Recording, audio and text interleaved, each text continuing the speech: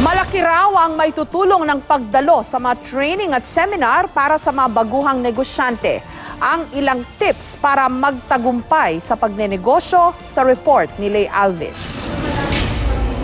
Dahil kulang ang sahod noon ng mister na OFW, nag-aral ng pagluluto si Mrs. Perpetua Socorro at nagbenta sa bahay-bahay ng mga burger.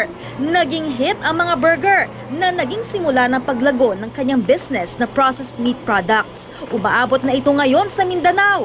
Napagtapos niya ang mga anak sa kolehiyo at may pinapag-aral pa ngayon ng food engineering sa Europa. Nagsimula ho kami backyard business sa puhunan lang po ng 300 pesos. And yung 300 na yun ay napalago ko po na sa pag-aano ng mga burgers. Itong hanap buhay na ito through passion lang. Dati namang empleyado sa call center si Oliver Resada.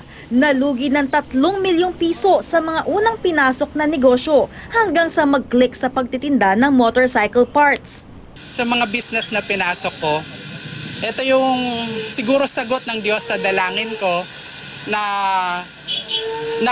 unti-unti ako nakabangon mula doon sa pagkalugi ko. Dahil may need, kailangan mo silang supplyan. Habang may nagmumotor, maganda po ang negosyo ng motorcycle business.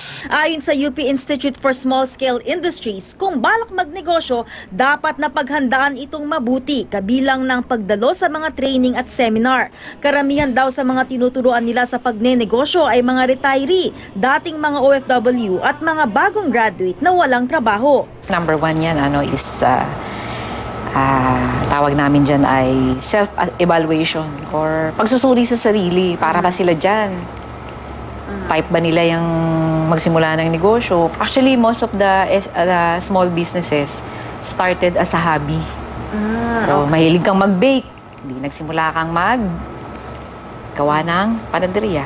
Ang sari-sari store ang isa pa rin daw sa mga pinakapopular na negosyo sa bansa dahil madali itong simulan. What are you going to offer that is different? Ano yung niche mo? Ano yung kakaiba? Dapat marunong ka rin mag-manage ng iyong pautang. Hindi pwedeng ipautang lahat ang laman ng tindahan. Sa mga gustong magnegosyo, pwedeng pumunta sa mga DTI Negosyo Center na nakakalat sa buong bansa para kayo'y gabayan. Ang UPISSI nagbibigay din ng mga training sa pagsisimula at pagpapalago ng negosyo. Lay Alves, GMA News.